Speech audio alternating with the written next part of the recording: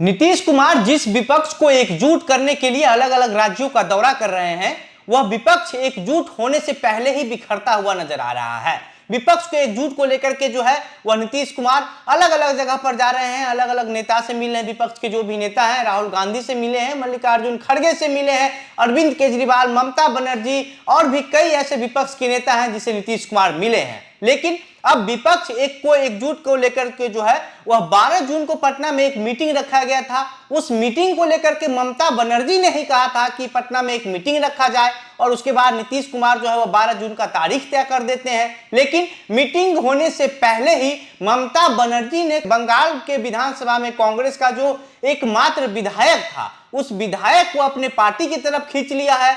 और अब ये कहा जा रहा है कि आखिर जब अभी विपक्ष एकजुट होने चला है, अभी सबको सबसे दोस्ती करना है, और ऐसे माहौल में ममता बनर्जी कांग्रेस का एकमात्र विधायक जो बंगाल विधानसभा में था उसको अपने पार्टी में करके कांग्रेस को बंगाल के विधानसभा में नस्तानाबूद कर दिया है। और इसके अलावा एक और चीजें हैं जो विपक्ष को लगता है कि विपक्ष एकजुट नहीं हो सकता है। दूसरा चीजें ये है, दिल्ली में के जो प्रशासनिक सेवा है उसको लेकर के जो केंद्र सरकार और दिल्ली के सरकार के बीच जो खींचातान चल रहा है, उसको लेकर के अरविंद केजरीवाल एक अध्यादेश लाने वाले थे और उस अध्यादेश पर अब कांग्रेस कह रही है कि वो आम आदमी पार्टी का साथ नहीं देगी। तो यही दो चीजें हैं जो समझने के लिए काफी होगा कि मतलब किस तरीके से जो है वो विपक्ष का जो एकजुटता की बात कही जा रही है वह कभी संभव ही नहीं है। बाकी आज की इस वीडियो में हम इन चीजों को लेकर और भी विस्तार से आपको बताएंगे, लेकिन उससे पहले नमस्कार, मेरा नाम घनश्याम सिंह है और आप द बिहार प्रोजेक्ट देख रहे हैं।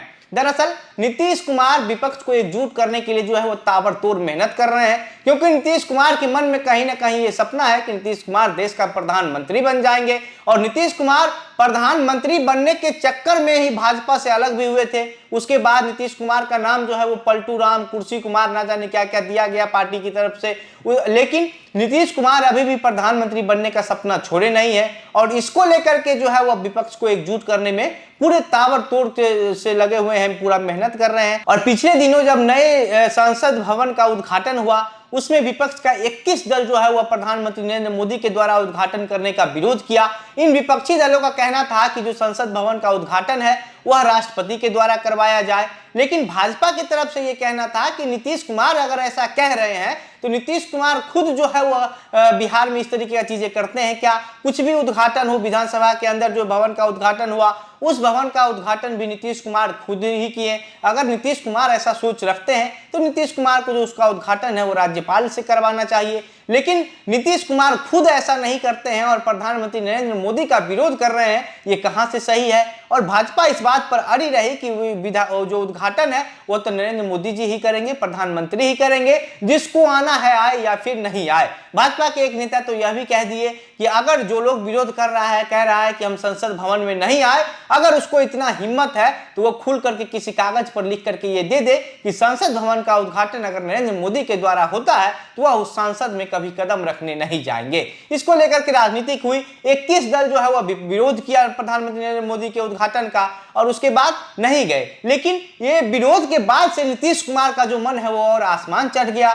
नीतीश कुमार ये कह दिए कि लगभग 2 दर्जन से अधिक विरोधी दल का जो नेता है वो पटना में जो 12 जून को मीटिंग हो रहा है उस मीटिंग में पहुंचेंगे। लेकिन जिस तरीके से स्थिति बनी हुई है उस स्थिति से ये लग ही नहीं रहा है देख करके कि विपक्ष कभी एकजुट भी हो पाएगा, या फिर मीटिंग में जितना विपक्ष को एकजुट होने की बात कही जा रही है उस मीटिंग में भी लोग पहुंच पाएंगे कि नहीं पहुंच पाएंगे, इस बात पर भी संशय बना हुआ है। क्योंकि कांग्रेस कहती है कि जो आम आदमी पार्टी है वह बीजेपी का बी टीम है और इसी तरीके से कांग्रेस ओवैसी को भी बीजेपी का बी टीम कहती है।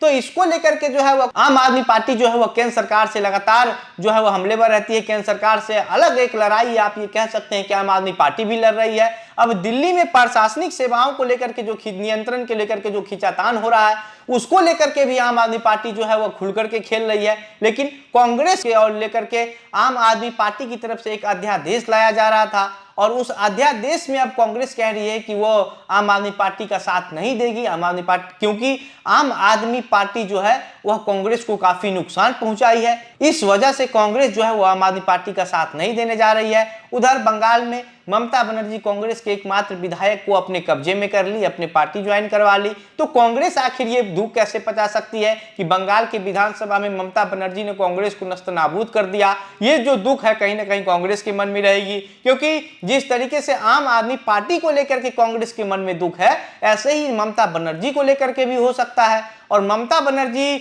अगर केंद्र सरकार से इतना बड़ा लड़ाई लड़ रही है शुरू से ही, तो इसको लेकर के कहा जाता है कि मुसलमान का जो एक धरा है वह खुल करके और बहुत मजबूती से ममता बनर्जी के साथ है।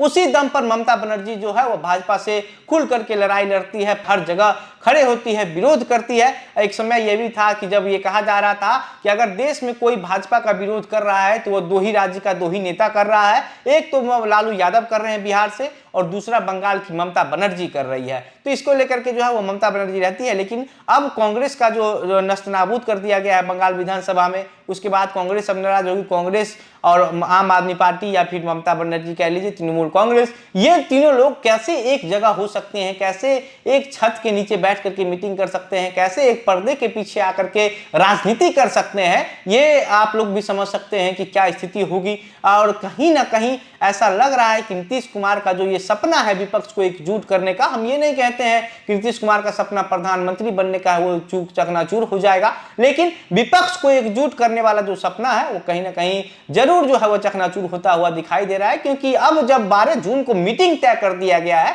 और मीटिंग से पहले भी अगर इस तरीके का खेल हो रहा है, तो कहीं ना कहीं ये दर्शाता है कि विपक्ष का मन कभी एक नहीं होने वाला है। और जब तक मन एक नहीं होगा तो एकजुट होकर के चुनाव लड़ना भी संभव नहीं है।